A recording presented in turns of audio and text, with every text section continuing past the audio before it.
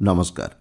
आकाशवाणी कटक आंचलिक संवाद पढ़ुछंती मलय रंजन मिश्र। हर घर त्रिरंगा अभियान रे वृद्धि पाउथबा जन भागीदारिता को नहीं प्रधानमंत्री नरेंद्र मोदी आनंद प्रकाश करिसेंती। सामाजिक गणमाध्यम पोस्टरे प्रधानमंत्री कहिसेंती देशवासी मध्य त्रिरंगा प्रति सम्मान एवं देशप्रेमर भावना को यह प्रतिफलित करुछि। हरघरत्रिरंगा.com पोर्टाल रे फोटो एवं सेल्फी अपलोड करने को देशवासी को प्रधानमंत्री अनुरोध करिसेंती। गंजाम जिला रंगेईलुंडा ब्लॉक अंतर्गत लौड़ी गाँ स्थित ब्रह्मपुर भारतीय विज्ञान और अनुसंधान संस्था आइजर पंचम समावर्तन उत्सव अनुष्ठित हो जाइछि। राज्यपाल डॉक्टर हरिबाबू कंभमपाटी एथिरे जोगदे शिक्षा को केवल डिग्री भाव सीमित न रखी समाज परिवर्तन में व्यवहार करने को परामर्श देइछंती। 136 जन छात्र छात्री को डिग्री और 22 जन को पीएचडी राज्यपाल प्रदान करिसेंती। समारोह अन्यमानक मध्य केन्द्र शिक्षा मंत्री धर्मेन्द्र प्रधान, राज्य उच्च शिक्षा मंत्री सूर्यवंशी सूरज, सांसद अनिता शुभदर्शिनी, विधायक कृष्णचंद्र नायक और प्रताप नायक प्रमुख जोग देइथिले। नवरंगपुर जिला को उपमुख्यमंत्री प्रभाती परिड़ा 2 दिनिया गस्तरे जाइछंती। सर्किट हाउसଠାରେ दलीय कर्मी पक्षରୁ ତାଙ୍କୁ ସ୍ୱାଗତ କରାଯିବା ସହ ଈଶ୍ୱରୀୟ ବ୍ରହ୍ମକୁମାରୀ ସଂସ୍ଥାର ଭଉଣୀମାନେ ରାକ୍ଷୀ ପିନ୍ଧାଇଥିଲେ। ସହର ଉପକଣ୍ଠରେ ଥିବା ହୁରିଲି ଡଙ୍ଗରୀ ପର୍ଯ୍ୟଟନ ସ୍ଥଳୀ ପରିଦର୍ଶନ କରିଛନ୍ତି।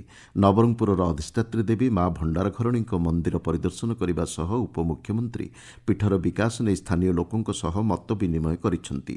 ଉପମୁଖ୍ୟମନ୍ତ୍ରୀଙ୍କ ସହ ବିଦ୍ୟାଳୟ ଓ ଗଣଶିକ୍ଷା ମନ୍ତ୍ରୀ ନିତ୍ୟାନନ୍ଦ ଗଣ୍ଡ, सांसद बलभद्र माझी, विधायक गौरीशंकर माझी और नरसिंह भत्रा गस्तरे जाइथिले। राज्यर समस्त भूमिहीन को आसंता 4 वर्ष मध्य अति कम 4 डिसिमिल लेखाएं जागा जोगाई देबाकू सरकार प्रयास करुछंती बोली राजस्व और विपर्यय परिचालना मंत्री सुरेश पुजारी कहिसेंती। कटक इंडोर स्टेडियम ठारे भूमिहीन हिताधिकारी एवं विद्यालयगुड़ी को पट्टा बंटन करने अवसर में मंत्री श्री पुजारी यह कहिसेंती। कार्य अवहेला प्रदर्शन स्थले राजस्व विभाग अधिकारी और कर्मचारी विरुद्ध में शून्य सहनशील नीति अवलंबन कराजिबो बोली मंत्री कहिसेंती। पार्वण ऋतु को दृष्टि रखी रेल टिकट भड़ा उपर रेलबाई पक्षर रिहाती प्रदान व्यवस्था होईछि। राउंड ट्रिप पैकेज नामक योजना अधीन समान गंतव्यस्थल को जावासवा एकाथरके टिकट कले 20% रिहाती प्रदान कराजिबो। प्रत्यावर्तन यात्रार मूल भड़ारे एही रिहातीर व्यवस्था रहिछि बोली रेलबाई पक्षर कुहाଯାଇଛି।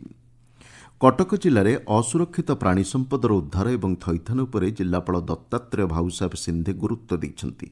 जिला जीवे निष्ठुरता निरोध समितिर साधारण परिषद बैठक में अध्यक्षता करी श्री सिंधे प्राणी संपदा आश्रयस्थल क्षमता वृद्धि और अधिक गोशाला खोलिबा नै बेसरकारी संस्था पदक्षेप ग्रहण करने को आह्वान देइछंती। नुआपड़ा जिला सिनापाली स्थित श्री जगन्नाथ मंदिर परिसर में सभापति गंगाधर मेहर जयंती पालित हो जाइछि। गंगाधर सारस्वत समिति आनुकूल्य आयोजित समारोह में कविता पाठोत्सव अनुष्ठित होइथिला।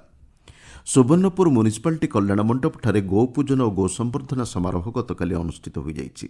जिलापाल नृपराज साहू पौरोहित्य अनुष्ठित यह समारोह में विधायक रघुनाथ जगद्दला समेत बहु विभागीय अधिकारी और स्वेच्छासेवी अनुष्ठानर कर्मकर्ता जोगदे गोपालन क्षेत्र में आत्मनिर्भरशील होगा नहीं मत उपस्थापन करथिले। कोरापुट जयपुर गतकाली अनुष्ठित सुभद्रा योजनार तृतीय किस्ती अर्थ प्रदान समारोह आभासी माध्यम सीधा प्रसारण कार्यक्रम सुवर्णपुर जिला संस्कृति भवन ठारे आयोजित हो जाइछि। विधायक रघुनाथ जगद्दला, जिलापाल तथा जिलास्तरीय वरिष्ठ अधिकारी एवं सुभद्रा योजना हिताधिकारी एथिरे उपस्थित थिले।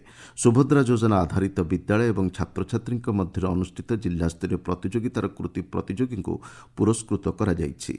भद्रक शहीद स्मृति टाउन हॉल ठारे जिलापाल दिलीप राउतरांक अध्यक्षतार एक समारोह अनुष्ठित हो जाइछि। जिलार 3,85,000 हिताधिकारी बैंक खाता को डीबीटी माध्यम सुभद्रा योजनार तृतीय किस्ती अर्थ प्रदान करा जाइछि। बौद्ध जिला देवगड़ ग्रामस्थित रघुनाथजीउ प्रांगण में बलदेवजीउ जन्मोत्सव और सामूहिक रक्षाबंधन कार्यक्रम आयोजित हो जाइछि।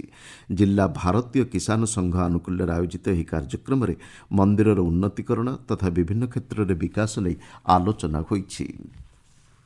भुवनेश्वर कलिंग स्टेडियम ठारे आज विश्व आथलेटिक्स कंटिनेंटाल टूर ब्रोंज दौड़कूद प्रतियोगिता अनुष्ठित हेब। 18टी वर्ग में अनुष्ठित होउथिबा प्रतियोगिता रे भारत को मिसाई 17टी देशर मोट 160 प्रतियोगी अंशग्रहण करुछंती। प्रतियोगिता को अधिक आकर्षणीय करने तथा प्रतियोगी को प्रोत्साहन प्रदान करने लक्ष्य नहीं स्टेडियम रे दर्शकों प्रवेश को संपूर्ण देयमुक्त करा जाइछि।